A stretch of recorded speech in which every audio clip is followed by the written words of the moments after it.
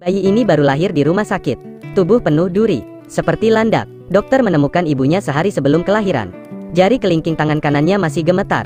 Lambat laun makin banyak ibu hamil yang seperti itu. Bayi yang lahir juga sangat aneh. Seseorang terlihat seperti kucing. Ekor kecil itu bergoyang tanpa henti.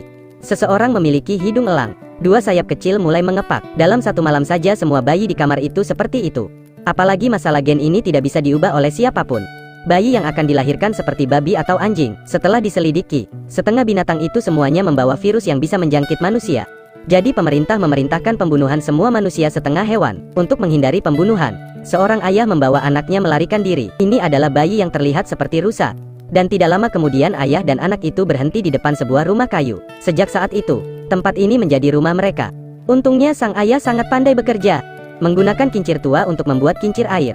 Dia menarik garis demarkasi, bangun pagar untuk mengisolasi bagian luar, untuk memberi rusa muda lingkungan yang aman untuk tumbuh. Dia menggambar komik untuk anaknya. Meskipun sulit, tetapi ketika dia mendengar anaknya mengucapkan sepatah kata, sang ayah merasa sangat terkejut. Dia sangat bahagia, karena kalimat ini. Dia bersumpah untuk menukar segalanya. Dalam sekejap mata, 9 tahun telah berlalu. Bayinya telah tumbuh besar. Pada anak laki-lakinya yang berulang tahun ini, sang ayah menggunakan sebuah apel sebagai pengganti kue ulang tahun, dan memberikan sebuah buku sebagai hadiah. Sang ayah terus mengingatkan putranya, betapa berbahayanya dunia luar. Dengarkan geraman binatang buas. Kau harus menghindari. Ketika saya mendengar suara manusia, saya akan lari. Bagaimana dengan melihat orang? Aku akan bersembunyi. Mendapat jawaban tersebut ayah sangat puas. Dia harus melindunginya dari manusia.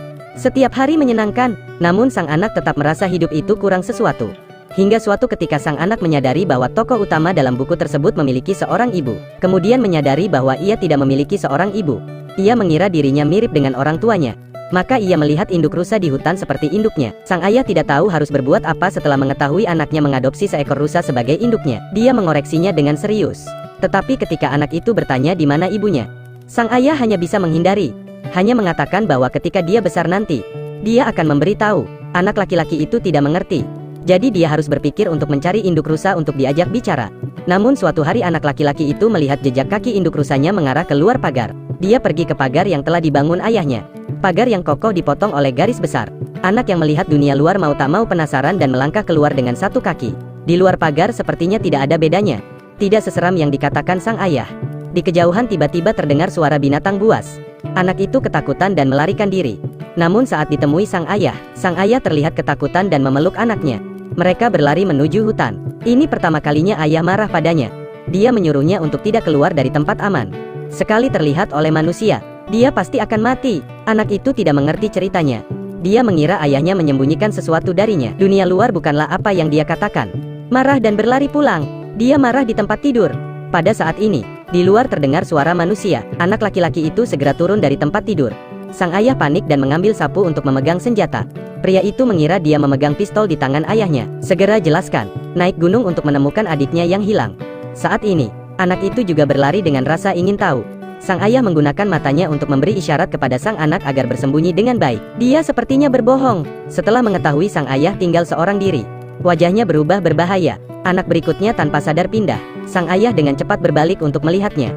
Ketika dia menoleh, pria itu tidak terlihat. Mereka berlari untuk melihatnya sekarang, meninggalkan bekas di jaring. Ayah yang waspada berlari pulang, menuangkan racun ke sapu, kemudian buka ruang bawah tanah di rumah. Instruksikan putranya, sebelum dia kembali, pastikan untuk bersembunyi dengan hati-hati agar tidak menimbulkan suara. Setelah itu, kedua pria itu menyilangkan tangan, membiarkan sang anak bersembunyi. Sang ayah keluar untuk menghilangkan bahaya. Anak itu yakin untuk menunggu. Tidak lama, di luar terdengar suara. Suaranya tidak terdengar seperti langkah kaki sang ayah. Anak itu mengeluarkan ketapel, hendak menembak. Tetapi di luar ada seekor rusa. Anak itu meletakkan senjatanya, dengan hati-hati mengulurkan tangannya. Seorang anak berbentuk rusa, berbicara dengan rusa sungguhan. Mama, pertama kali anak laki-laki itu menyentuh ibunya. Sayangnya, kelembutan itu dengan cepat menghilang. Tiba-tiba, teriakan seorang ayah terdengar dari luar. Anak laki-laki itu berjalan keluar dengan hati-hati. Di luar menjadi menakutkan. Dia menutup matanya dan menarik panah. Kumpulkan keberanian untuk maju. Dari dua mata kecil, anak laki-laki itu melihat bahwa ayahnya telah berbalik. Bocah yang bersemangat itu berlari untuk memeluk ayahnya. Ayah baru saja memberitahumu. Sekarang aman. Baru saja pingsan. Bocah itu menarik ayahnya ke tempat tidur sendirian, menunggu ayah yang lelah bangun. Bocah itu tidak tahu mengapa jari kelingking ayahnya terus bergetar. Sang ayah sudah terinfeksi. Gunakan napas terakhirnya untuk mengingatkan anaknya. Jika kau mendengar suara binatang buas, hindarilah. Bagaimana dengan mendengar orang berbicara? Harus berlari. Melihat orang, harus bersembunyi. Setelah mendengar janji dari anaknya, sang ayah lebih diyakinkan. Dengan lembut dia berkata, dia adalah ayah yang paling beruntung di dunia karena ada seorang anak yang sangat istimewa, bisa tinggal bersamamu selama 9 tahun. Ayah merasa sangat puas. Dia bilang dia ingin makan sarapan yang dibuat oleh putranya. Anak itu berlari ke kandang angsa untuk mengumpulkan telur. Ingin membuat nasi goreng telur yang enak untuk ayahnya.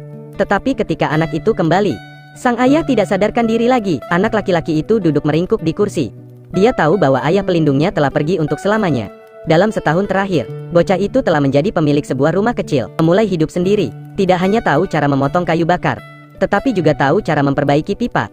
Belajar merawat diri sendiri, juga belajar agar tidak sendirian. Di musim dingin dia membuat boneka salju untuk dimainkan. Di musim semi dia menggunakan jerami sebagai teman. Meskipun dia selalu berusaha menghibur dirinya sendiri, tetapi setiap kali dia pulang, dia melihat ayahnya terbuat dari jerami. Dan dia tidak bisa menahan perasaan sedih, tetapi dia harus mengatakan, bagaimanapun juga, dia masih bocah 10 tahun. Terkadang dia kehilangan kesabaran. Hari itu, anak laki-laki itu menginjak akar pohon. Kemarahan memecahkan lampu minyak, asap hitam mengepul. Sedikit yang dia tahu bahwa ini mengungkapkan posisinya. Kembali ke rumah, amarahnya belum reda. Anak laki-laki itu sedang berbaring di tempat tidur. Secara tidak sengaja melihat peta yang ditinggalkan oleh ayahnya. Itu juga memiliki tanda hati di atasnya. Berdasarkan peta, anak laki-laki itu menemukan sebuah pohon besar yang diukir dengan bentuk hati. Di bawah pohon persik ada sebuah kotak timah, tapi tidak bisa membukanya. Anak laki-laki itu tiba-tiba teringat, ada kalung di leherku. Anak laki-laki itu mengambil kunci dari rantai. Coba buka sebentar.